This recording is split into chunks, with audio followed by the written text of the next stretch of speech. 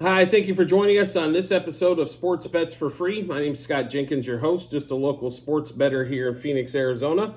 And hopefully today with our picks and your picks, it's going to be another profitable day for you. Monday, March 11th. Basketball slate for us today. NBA and a lot of conference tournament games as the regular season now is over for college basketball. And we get into the meat of March Madness before the March Madness even starts. So a lot of exciting stuff going on today. Let's get to work. We'll go down to a conference tournament game starting at 3 o'clock out here. And with the spring forward, 6 o'clock Eastern, Charleston laying 6.5 against Townsend. Charleston, the number one seed in the conference. We expect them to kind of roll today and move on with life with Charleston here. So get rid of Townsend. So we'll take Charleston -3 in the first half, -6.5 for the game. Charleston -3 first half and -6.5 for the game. Next game up on the board for us, Oakland, Cleveland State. Oakland, number one team in the conference. Cleveland State, the number 7 team in the conference. 4 o'clock out here in Phoenix, so 7 o'clock Eastern time on that one. We do like Oakland to roll. Surprised the line's only 5.5. Expected this to probably be closer like 7.5. But we'll take the graciousness of the points. We'll take Oakland. We actually got it at -5. So it is at 5 still on DraftKings if you're interested at the 5 number. So Oakland -2.5 first half, -5 for the game. One more time, Oakland -2.5 first half and -5 for the game. Next game up, James Madison, number 2 team in this conference, 30-3 record, putting it on the line here for the championship against Arkansas State, only laying 5.5, 6. James Madison got off to a huge lead last night in the first half and ended up dwindling it away. So they didn't get a cover yesterday. Expect a better effort out of this team in the second half as well. So we like James Madison here today. We like him to roll. We did take James Madison -3.5 first half and -5.5 for the game. One more time, James Madison -3 first half and -5.5 for the game. Then we get into the West Coast Conference games. The next games that we're on, St. Mary's, Santa Clara. St. Mary's destroyed Santa Clara earlier this season. They are the number one team in this conference. It's not Gonzaga, folks, if you haven't watched a lot of college basketball so far this year. So just keep that in mind there. St. Mary's 10.5, 11-point favorite, depending on where you're looking at. We did grab it at 11, but St. Mary's -6.5 first half, -11 for the game. St. Mary's -6.5 first half and -11 for the game. Next game up for us, Montana. Been a good team all season long. Going against Portland State here. Montana definitely. How do I put this? Should cruise in this game. A double-digit win is kind of what we expect in this one. Expected Montana to be closer to probably 9.5-point favorite, but 6.5 points here, no problem. It shouldn't be an issue at all for Montana. In fact, we did take it at 7. So Montana -4 first half, -7 for the game. One more time, Montana -4 first half and -7 for the game. Next game up. And the last game for us, 8:30 out here in Phoenix, so 11:30 Eastern time. Another West Coast Conference game, number 2 seeds, Gonzaga against the number 3 seed, San Francisco. Gonzaga destroyed San Fran twice this season. Kind of expect the same here. Line at 8.5. Don't worry about laying the points here. Just lay it with just take the favorite and move on with life. Gonzaga -5 first half, -8.5 for the game. One more time, Gonzaga -5 first half and -8.5 for the game. We'll get on to the NBA slate. A lot of stuff going on in the NBA. So we've got, 6-game slate. Some pretty interesting games, though, and then a slug to start us off here. Pistons, Hornets. Pistons at home, 4.5-point favorite, depending on where you're looking. 217 total. Pistons have played extremely hard as of late. Cade Cunningham has had a fantastic second after the All-Star break run here. Only one blip on the screen, but otherwise has cashed us a bunch of tickets, especially going way over his point total at 25 and 30-plus points instead of his point total that's in the lower 20s normally. That's starting to creep up a little bit of juice going away from those plays, but we still like the Pistons actually to cover here at home as a favorite. against the Hornets. The Hornets just don't seem to.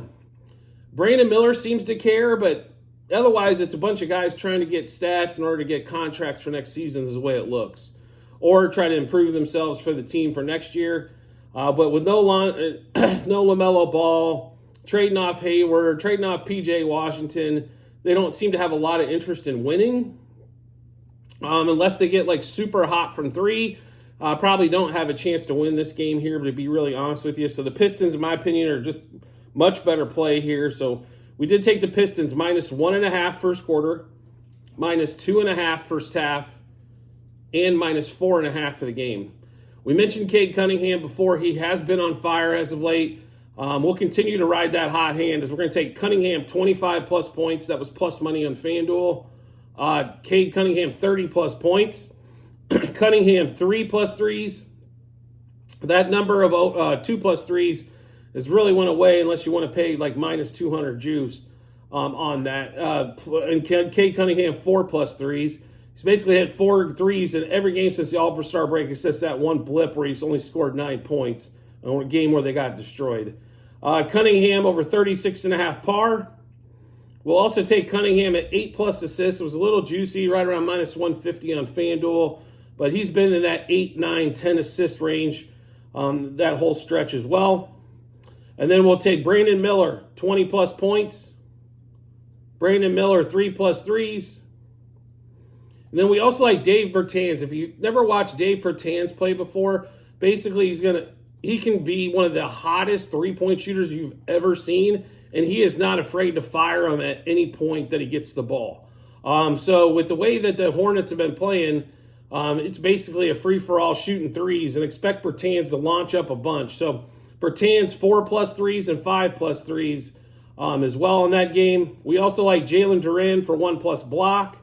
Miles Bridges over 2.5 turnovers. That's back to plus money. And Detroit has been playing defense as of late. So not a bad option to get Miles Bridges turning the ball over. And then we also like Ausar Thompson for 7+ rebounds as well.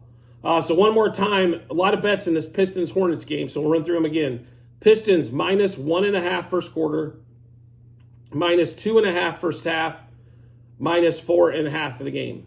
Cade Cunningham, 25+ points. Cunningham, 30+ points. Cunningham, 3+ threes. Cunningham, 4+ threes. Cunningham, over 36.5 par. Cunningham, 8+ assists. Miles Bridges for the Hornets, over 2.5 turnovers. Jalen Duren for the Pistons, 1+ block. Ausar Thompson for the Pistons, 7+ rebounds. And like I mentioned, Davis Bertans, he's a great guy to really have coming off the bench if you need a guy to get hot and score. Because if he hits his first one, folks, don't be surprised if he hits 5 or 6. Dave Bertans, 4+ threes and 5+ threes in that one. So like I said, a lot of bets in that particular game there. A lot of good stuff. And I think there's a lot of value in a lot of those plays. And like I mentioned, Cunningham's probably been one of the hottest players since the All-Star break. Like I said, just that one blip on the screen, but otherwise has been fantastic in there. Next game up, Suns at the Cavs. What can we say about the Cavs except congratulations on being a putz last night against the Nets. That game was horrible. They're coming off a back-to-back home dog against Phoenix. The Suns are a 6.5-point favorite. I'll be really honest with you. Darius Garland, to me, has been a mystery. I don't quite understand it. He seems like he doesn't want to get involved offensively unless it's to pass the ball. But that floater that was so dominant for a couple of seasons that was leading him to an all-star appearance now all of a sudden seems to be gone. It's either shoot the three or pass. I'm not quite certain what's going on there. I really don't. Jarrett Allen does cover his block total for us last night, but they don't seem to get him the ball a lot. He's going to have to get a lot of offensive rebounds in order to get points. Even with Evan Mobley out of the lineup, he still doesn't seem to get enough balls or get enough, pick and rolls in the roll. Maybe they need to work on that play a little bit more. Not quite sure, but Cleveland's been an absolute dumpster fire since the All-Star break. Now, Donovan Mitchell has missed most of that. He was sick for a couple games. Then all of a sudden we got a bruise. Even in the games he was back, he was not offensively effective in those particular matchups. But they have been a dumpster fire. Now, on the other hand, the Suns, Booker possibly be back. He's a game time decision again tonight. It seems like the books think that he's going to be back as they posted player props on Book, and they lowered everybody else's props down between Beal and Durant and those guys. But even with Booker back, I'm not quite sure what to make of this team. So, I mean, you have three guys that can definitely score. You have three guys that can shoot the three. Actually, if you throw in Grayson Allen and Eric Gordon, you got five guys that can shoot the three. Jusuf Nurkic has been a beast on the boards as of late. He had that 31 rebound game, which has kind of inflated his rebound prop totals a little bit higher than what we're comfortable with, but not quite exactly sure what we're going to get here.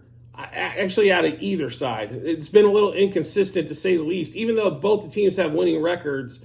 I mean, Cleveland was on such a heater for damn near a month, month plus, and then all of a sudden it'd be this ice cold. Definitely has been shocking. And they've been ice cold against not so good teams. I mean, how do you lose by 20 to the Nets at home after you come back from 22 against the Celtics in the fourth quarter and win that game at home?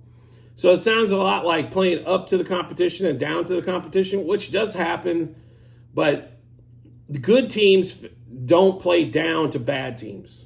So we're going to find out tonight, I think, a little bit more on both sides of the ball, regardless if Booker's back or not. If Booker's not back, the Suns should handle this game the way that Cleveland's been playing pretty substantially, I would think. But the Suns are favored, like I said, 6.5, 220.5 total. We do like the Suns tonight. Hopefully being on the road gets them out of that weird funk that they're always in at home. I will say this, the Suns are the worst fourth quarter team in the league, and it's not really that close. They are horrible in the fourth. The Celtics are bad in the fourth quarter. So the Suns' key to victory here is to get out to an early lead and put the pedal down until I guess we get to the fourth quarter and they do what they normally do, which is turn the ball over way too much and not have a true point guard to kind of control everything and get everything under control. But we do like the Suns here, -2.5 first quarter, -3.5 first half, and then -6.5 for the game. Bradley Beal's kind of who we got our eye on tonight as well. We bet over 17.5 points. That number's down 4. It's been 20.5, 21.5 since Booker's been out, but depressed since Booker supposedly coming back in. Bradley Beal, 2+ threes. We're actually getting the better odds on this one, a +120, where he's been right around even money as of late. Bradley Beal over 25.5 par. This number is down 5 from his 30.5 par in the last game that he went past, all due to the fact that Booker could play, right? And then Darius Garland over 3.5 turnovers, which was plus money on DraftKings. So when we look at Beal here, he's got a great shot, I think, to hit these numbers regardless if Booker plays, and even a better chance if Booker doesn't. So if Booker doesn't play, these numbers are immediately going to shoot to 20.5. So chance to get some value here. We're still live. We're not like, oh my God, Booker's playing, we're never going to hit these. It's only 18 points and 2 threes. And then the par bet at 26, which means 18, 4, and 4. So we're not, even if Booker plays, we still have a fantastic shot at these numbers. But if Booker does not play tonight, which is always a good possibility, these should be easy home runs on that. So one more time in this Suns-Cavs matchup, Suns -2.5 first quarter, -3.5 first half, -6.5 for the game. Then we've got Bradley Beal over 17.5 points, over 1.5 threes, over 25.5 par. And then Darius Garland, like we mentioned, has been kind of all over the place. So we're going to take him over 3.5 turnovers. Next game up, Mavs at the Bulls. What more can be said about Luka Doncic and the role he's been on here like the last 10, 11 games? 35-point triple-doubles in every single one of them. And amazingly enough, Luka triple-double is like +190 on FanDuel. I understand the Bulls have a little bit slower pace of play, but so do the Mavs, and nobody really speeds up Luka or slows him down. He kind of goes at his own pace, and everybody seems to follow along with what Luka's doing. Now, I will say this, a little harder for him to get the assists on the road sometimes, as the guys have to hit shots. That's been a little bit of an issue. The Mavs overall, just a little hard to figure out. When you have two of the, let's say, top 20 players with Luka and Kyrie, and you have some nice role players around them, I don't understand why they consistently can't put up more wins. A lot of it has to do with defense and their lack of it. Even P.J. Washington's just been mostly a spot-up three-point shooter. Gafford's been in the starting lineup as of late. Lively, I think, makes a bigger difference on the defensive end than people give him credit for. He's actually been pretty solid as a rookie. Had some injuries here as of late, then getting relegated to the bench after the Gafford trade. It's interesting. I'll put it to you that way. Now, the Bulls, on the other hand, if you take out that 4-19 start or whatever ridiculous dumb start they got off to, they've been playing about 600 ball ever since then. A lot of times, Zach LaVine's obviously been out now for quite some time. Lonzo Ball's been out for this season. But Caruso, Kobe White, and I see I can't pronounce his name, have been playing really well. Vucevic has actually been playing decently as well. DeMar DeRozan's pretty solid. I mean, you know what you're going to get out of DeRozan every night, which is nice to have. But Kobe White should be considered for one of the most improved players for the year for that award. He's been fantastic. Got a little tired maybe in the Clippers game. Only got the 3 threes when he'd been humming at 4 or 5 for multiple games in a row and been scoring 25-plus points. Maybe got a little tired at the end of that road trip. They finally dropped the game at the end of that road trip against the Clippers, but they did beat the Clippers up first quarter and first half. It was just the second half, late third quarter, basically, fourth quarter where they took over in that one there. But and then the Clippers come back and, of course, roll over. They win the first quarter and first half against the Bucks and then roll over in the second half. So, because Kawhi and Paul George could not be bothered to play a noon game the following day after a night game. And not on the injury report either. So thank you, Kawhi and Paul George and Ty Lue, for making that decision there. I understand those guys have been battling little nagging injuries all season long, but come on. You get $40 million to play basketball? Can you play, I don't mind if you're out of the game, but put them on the injury report or something, and not just, we're not going to play because it's, back-to-backs and this. But anyway, the Mavs rested on this one. The Bulls coming off of that road trip. Mavs they've been one of the best road cover teams out there, but they have been sluggish in the first quarter and first halves. Last time out, they lost the first quarter, but won the first half, and then caught the cover for the game. I understand we care about wins and things of that nature, but what we really care about is covers. So even if they're a dog and cover, we don't, we're happy with that. We want to make money. But the Mavs need to come out maybe a little bit more firepower early. And Luka, like I said, he's been on one of the most historic runs. I think 35-point triple-doubles are nothing to sneeze at. He has taken a ton of shots. He's made consistently 4+ threes for a month. It's been pretty ridiculous. Now, can the Bulls put up enough defense? Possibly so. What Luka's seen a lot lately, though, if they try to wall off the inside, he's just been shooting more threes. I don't know if that necessarily helps him. I think when he gets into the paint, it's pretty devastating for the defense because he's got so many different options to either pitch the ball out or score. It's been tough for the opposing defenses. So seeing him go inside definitely helps. We'll see if that happens tonight, if he's going to stick at the three-point line. But we do like the Mavs in this matchup here. That first game home after a long road trip is normally a tough one for the road team or a home team. So Mavs -1.5 first quarter, Mavs -2.5 first half, -4 for the game. Luka's point total, though, has come down. I think it's just because the Bulls' defense may be a little bit better and the pace of play they expect to be slower. But Luka over 32.5 points. We'll also take Luka 35+ points because he's been on that roll where he's hit 35, and it was actually +120 on FanDuel, so some good value there. Luka 40+ points was +300 on FanDuel. We'll roll a little bit on that one as well. Luka 4+ threes. That number is getting a little juicier now, -130 when this thing was even money probably 2 weeks ago. Luka 5+ threes as well. Luka triple-double, which I mentioned earlier, was +190 on FanDuel. Luka over 53.5 par as well. And the next one we're on, Kobe White, who we've been on quite a bit as of late. He's been, like I said, been cashing a ton of tickets for us. Kobe White over 21.5 points. That's down a couple points as well, so maybe a little bit of value there. Kobe White, 25 plus points. And Kobe White, 30 plus points was plus 500 on FanDuel. Kobe White, 3 plus threes, 4 plus threes, and 5 plus threes. And then we'll also take Kobe White over 32.5 par. So one more time in this Mavs-Bulls games. There's a lot of bets in this one, so we'll go through this again. Mavs minus 1.5 first quarter, minus 2.5 first half, minus 4 for the game. Luka props. Luka over 32.5 points, 35 plus points, 40 plus points, 4 plus threes, 5 plus threes, triple-double, and over 53.5 par. It's amazing to say that we can have guys at 53.5 par and we still like the over. So, absolutely insane. Then we've got Kobe White over 21.5 points. Kobe White 25 plus points. Kobe White 30 plus points. And then Kobe White 3 plus threes, 4 plus threes, 5 plus threes. And then we'll take Kobe White over 32.5 par in that one there. And like I said, you're getting a little bit of discount on Kobe White as well compared to what it was on the road trip.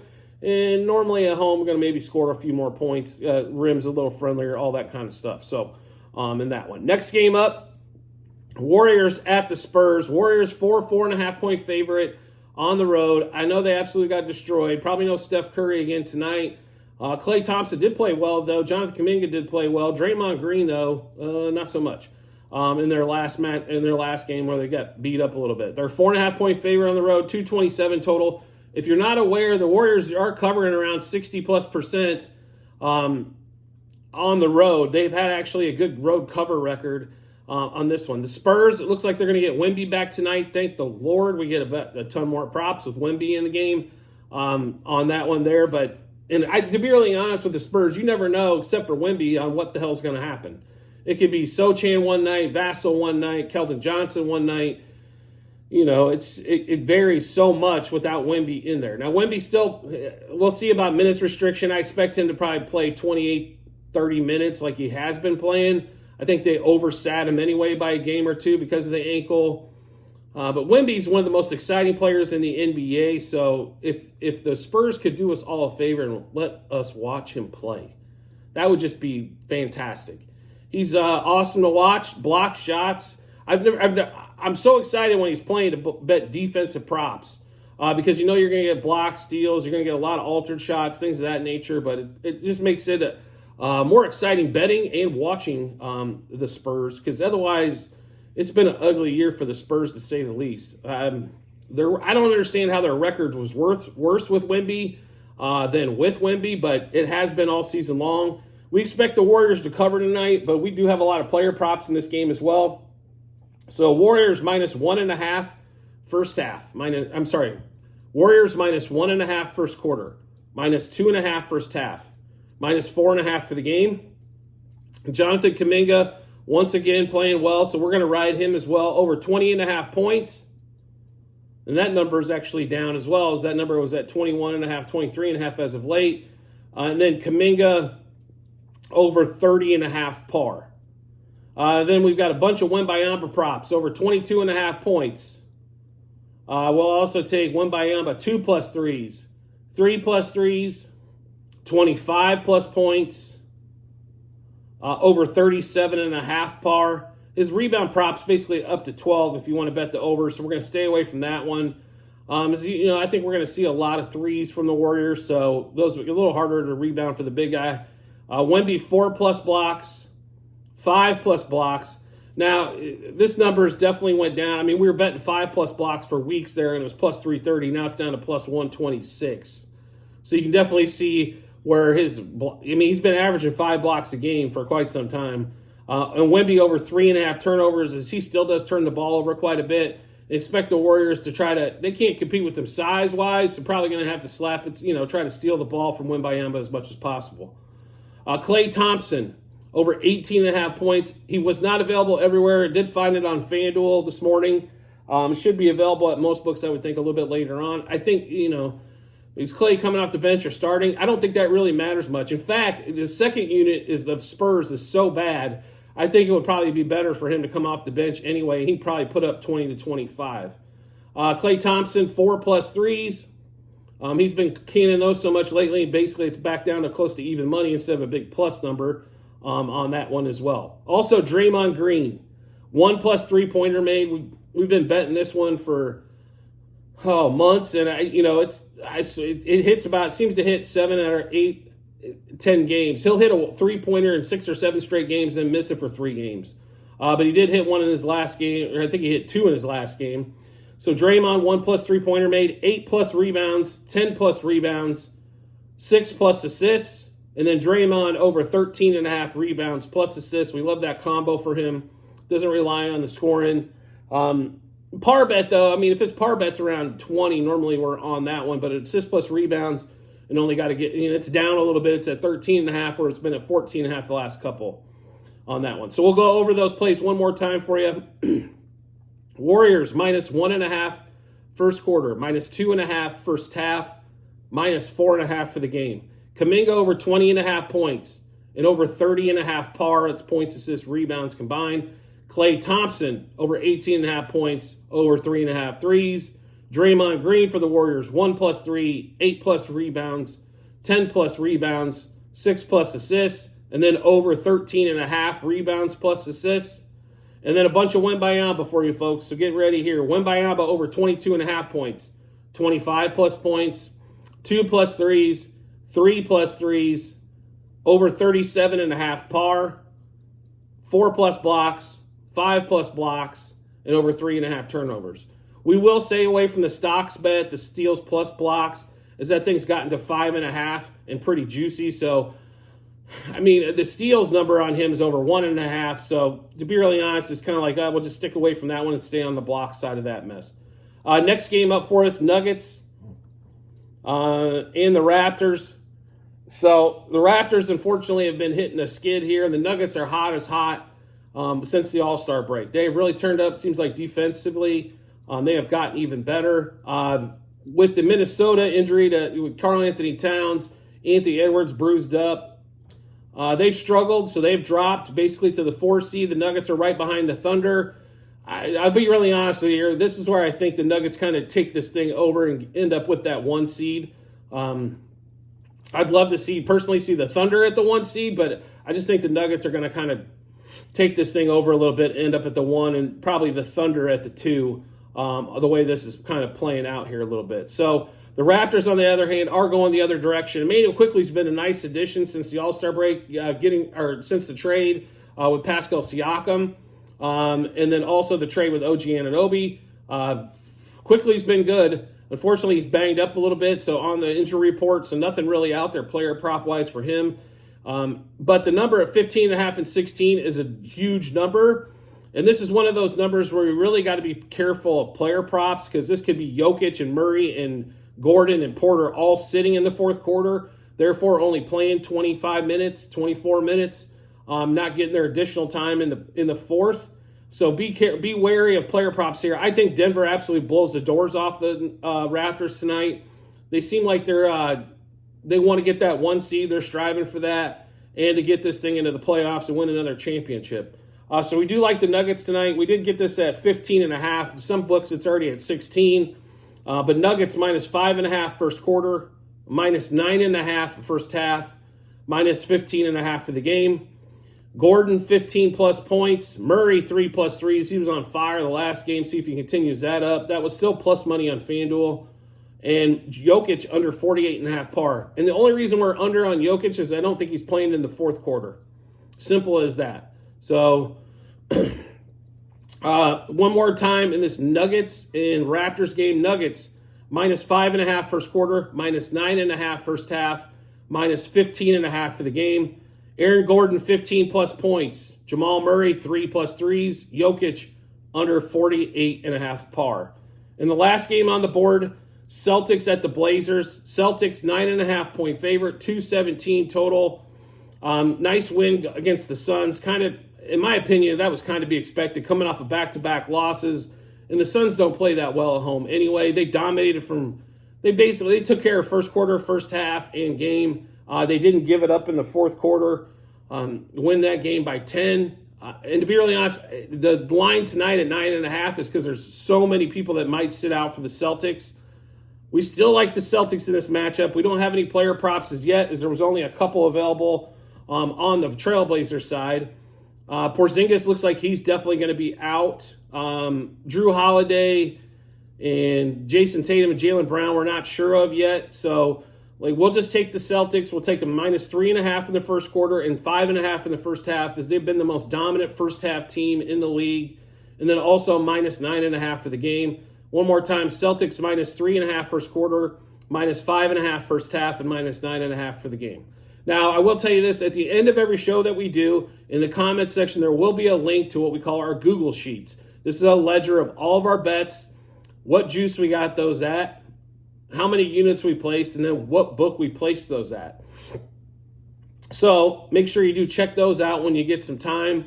We'll be adding bets to the Celtics game. We try to get this episode out to you as early as possible. This game's 8 hours plus away. There will be some updates to that, and we'll probably make some more plays in that Celtics and Trailblazers game. Same thing that could happen in the Nuggets Raptors game if we know Quickly's going to play or not going to play. Especially with these question marks of people that are going to play, like Devin Booker, if he's not going to play or going to play in that Suns-Cavs game. So the Google Sheets is the Bible. This is all of our bets that we do place.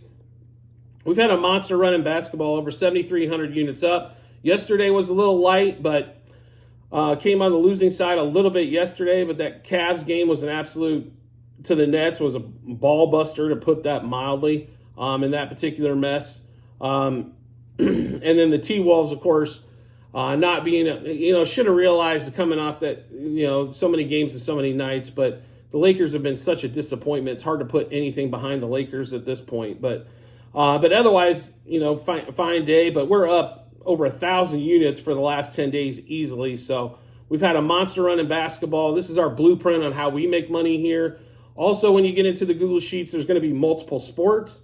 So football, there's going to be a couple seasons of that. Baseball, a couple seasons, including the futures that we have so far for this year.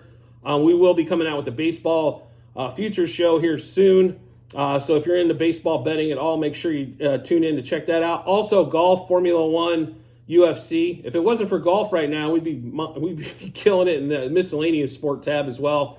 But unfortunately, golf the last 3 weeks has kind of been killer for us. But UFC and Formula One have been fantastic. So, it's been like I said, a great ride in basketball so far this season. I want to see you get along, jump on there.